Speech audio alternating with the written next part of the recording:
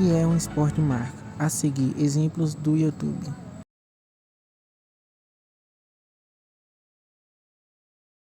Os esportes de marca são classificados como esportes sem interação, ou seja, não há interação direta entre os adversários para alcançar os objetivos, como ocorre, por exemplo, no futebol, que para alcançar o objetivo é necessário interagir diretamente com o adversário, por meio de passes e dribles.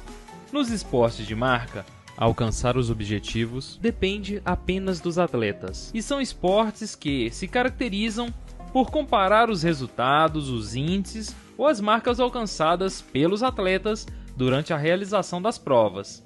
Esses índices podem ser comparados por tempo, como por exemplo nas provas de corrida do atletismo. Também podem ser comparados pela distância, como por exemplo nas provas de salto em distância e salto em altura. Ou ainda podem ser comparados por peso, como por exemplo nas provas de levantamento de peso. Nas provas de esportes de marca, onde o índice comparado é o tempo, temos a comparação do tempo que os atletas levam para concluir determinada distância. A exemplo, temos as provas de corrida do atletismo, provas de natação, ciclismo, entre outras. Nestas provas, os atletas competem para saber quem realiza determinada distância em um menor tempo, chegando obviamente em primeiro que os demais. A mensuração deste índice é feita em horas, minutos ou segundos. Também temos as provas em que o índice comparado é a distância, que compara as maiores distâncias alcançadas pelos atletas, quantificando quem vai mais longe, mais alto, ou arremessa ou projeta um objeto a maior distância possível.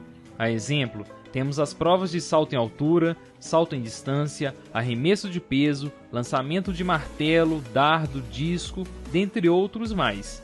A mensuração deste índice é feita em centímetros e metros. Além do tempo e da distância, temos as provas que o índice comparado é o peso.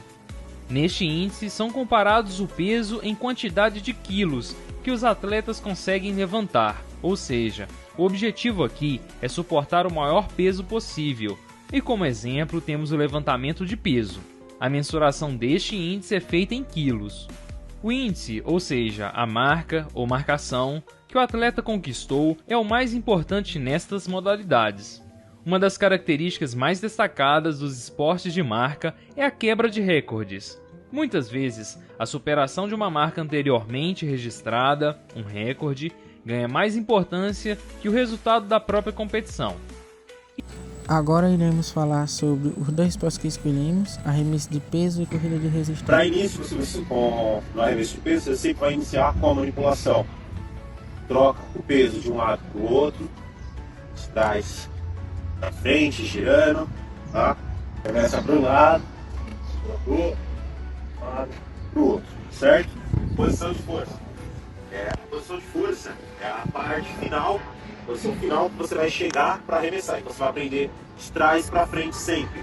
Então imagina uma linha no chão, onde a ponta do pé está à frente, tem que estar em cima da linha, e o calcanhar está atrás.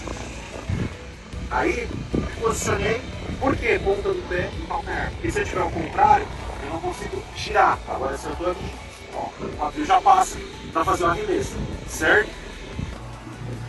A pegada, qual é a ideia? O peso ele não pode encaixar dentro da sua mão. Então, você vai colocar ele para ele sobrar um pouquinho aqui embaixo. Aí posicionei ele e aí você vai empurrar.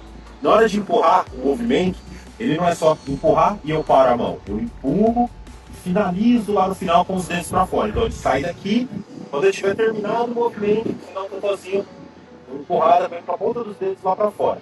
Certo? Então, aprendi a me posicionar, a segurar o peso.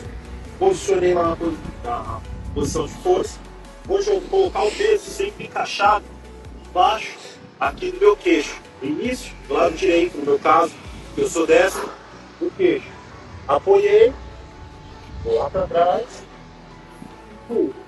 certo? E aí faço o arremesso. Então, depois da posição inicial lá, muito importante, usar o braço esquerdo. Então, braço esquerdo, posicionei, pontinha do pé lá, eu dou um tapa no ar. Então, você desce um tapa, por quê? Na hora que eu faço esse movimento, movimento, o braço direito já vem junto. Então eu tenho que usar esse movimento ao mesmo tempo, para dar mais potência para o meu arremesso. E o deslocamento ordinário, qual é a ideia? No coice, eu uso como base a perna esquerda, essa ideia é no caso. Eu posiciono curvado lá, dou um golpe para a perna para entrar na posição de força e arremessar. No ortodoxo, eu vou fazer um movimento, ele não é tão explosivo, mas você consegue utilizar muito mais o deslocamento se você ainda não tem uma técnica tão avançada. Eu inicio com os dois pés juntos lá, traveira em cima, não preciso começar tão baixo o movimento, posso começar mais alto. E aí eu vou fazer, ao invés da esquerda, a direita primeiro. Então devagarzinho primeiro, eu vou fazer direita, entrar à esquerda para bater.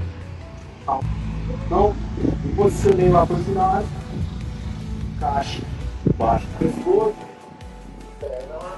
Eu não preciso agachar tanto, porque eu não dou um golpe tão forte, tão potente assim. Então, vou fazer a passada direita e já entrar na posição de força. Repara que eu estou atrasado. Só depois que eu pisar, entrei na posição de força, que eu inicio todo aquele ciclo de usar o contragolpe, empurrar, finalizar lá em cima, certo?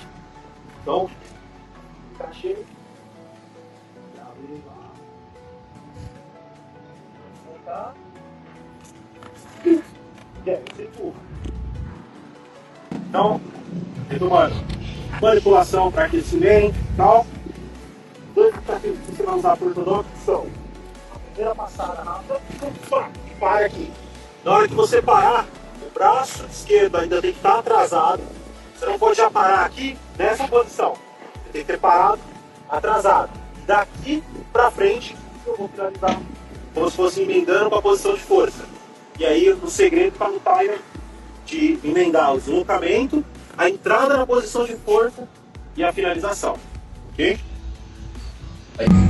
O ordinário, deslocamento ordinário de frente. Agora para a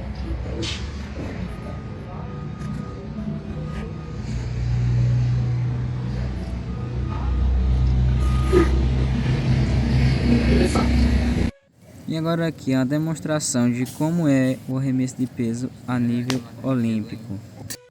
Agora nosso amigo Carlos Daniel vai fazer o arremesso de peso de 2 kg. E agora com vocês, o nosso amigo João Felipe.